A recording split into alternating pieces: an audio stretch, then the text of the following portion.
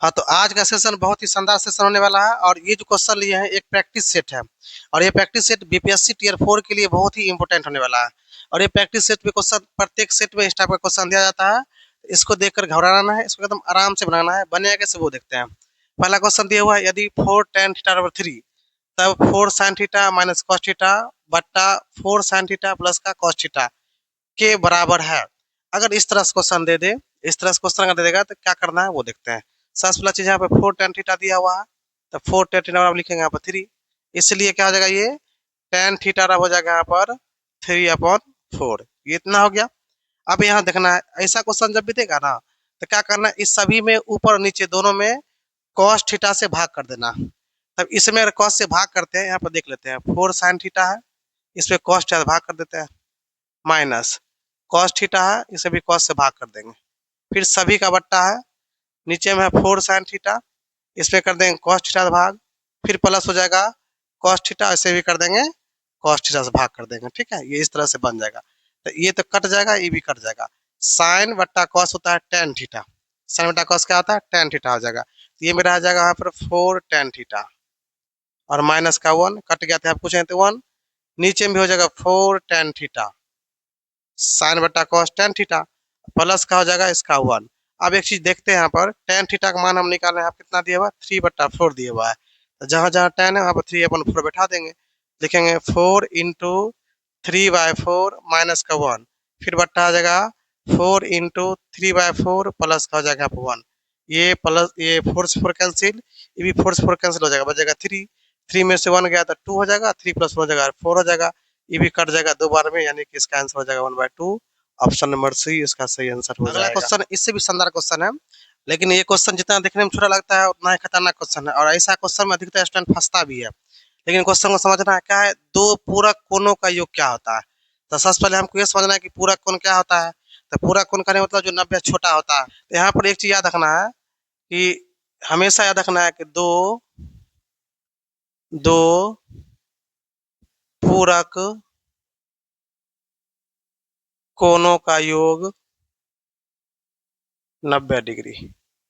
और एक चीज और याद रखना है कि दो समपूरक कोणों का योग बराबर 180 डिग्री होता है। ठीक है, तो यहाँ तो इसको मार लेंगे ऑप्शन 90 डिग्री। लेकिन कैसे होता है तो उसको भी समझ लेते हैं। अगर हम पूरक कोण मान लेते हैं, एक पूरक कोण मान लेंगे 90 minus theta, 90 degree minus theta, और एक और मान लेंगे 90 डिग्री माइनस का थीटा, इस तरह से मान लेंगे। ठीक है, तो ये 90 प्लस 90 मिलकर हो जाएगा 180 और माइनस माइनस हो जाएगा यहाँ पर 2 थीटा, होगा ना। इसको लिखेंगे यहाँ पर 180 बराबर हो जाएगा 2 थीटा, इससे कट जाएगा, 90 में कटेगा थीटा कितना हो जाएगा 90 डिग्री हो जाएगा। तो इस तरह से भी कर लेंगे, या याद रखना है कि पूरक कोण जब भी हम लोग लिखते हैं तो 90 थीटा ही करते हैं। ठीक है, तब निकालते हैं पूरक चीज। तो ये चीज याद रखना है कि दो जब भी पूरक कोण आएगा तो उसका योग हमेशा 90 और दो संपूरक आएगा उसका योग हमेशा क्या होता है 180 डिग्री होता है। तो अब आते हैं, नेक्स्ट क्वेश्चन है प्रोबेबिलिटी का, और ये क्वेश्चन भी अपने आप में मायने रखता है और शानदार क्वेश्चन है। क्वेश्चन है कि एक पासे को फेंकने पर विषम संख्या प्राप्त होने की प्रायिकता क्या है। तो याद रखना है कि पासे में क्या होता है 1 से 6 तक की संख्या दी हुई होती है। जब हम लोग लूडो छक्का खेलते हैं, छक्का में क्या होता है 1 से 6 तक संख्या दिया हुआ था। और प्रोबेबिलिटी जो होता है इसका एक फार्मूला होता है, probability of E, event of probability बराबर होता है ई के अनुकूल परिणाम परिणाम बट्टा कुल संभव परिणाम या कुल परिणाम, ये इसका फार्मूला आता है। लेकिन यहाँ पे एक चीज देखना है कि हम लोग के यहाँ पे चाहिए टाइम कम है ना, कम टाइम में सॉल्व करना है। क्वेश्चन है एक पासे, जब भी एक पासे को फेंकेंगे ना तो संख्या जो आएगा हो जाएगा 1 2 3 4 5 और 6, 6 तक की संख्या आएगी। इसमें कुल कितना संख्या आ गया 6 आ गया, कुल संख्या बराबर। तो कुल संख्या क्या करेंगे तो कुल संख्या इसमें हो जाएगा 6। लेकिन कहता है इसमें विषम संख्या, तो विषम संख्या कितना होगा 1 2 और एक 3। विषम संख्या हो जाएगा इसमें, विषम संख्या बराबर हो जाएगा यहाँ पर 3।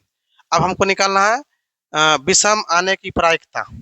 तो इसको हम क्या करेंगे, यहाँ पर लिखेंगे विषम की प्रायिकता बराबर, विषम की प्रायिकता बराबर तो जो परिणाम आएगा ना उसको ऊपर रखना है और कुल परिणाम को नीचे रखना है।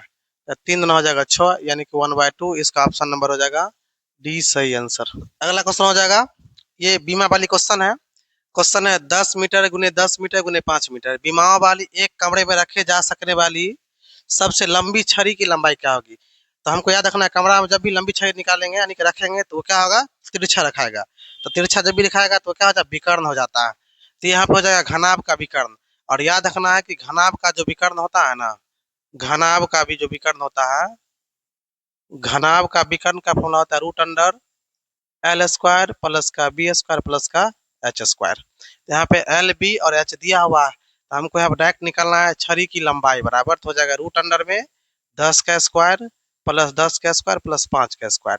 10 10 का स्क्वायर 100, फिर 10 का स्क्वायर 100, 5 का स्क्वायर हो जाएगा यहाँ पर 25। अगर सबको जोड़ लेंगे यहाँ पर हो जाएगा 225। और एक चीज याद रखना है कि 225 का स्क्वायर रूट होता है 15। क्या हो जाएगा, 15 हो जाएगा। तो 15 मीटर, ऑप्शन नंबर 20 का सही आंसर हो जाएगा।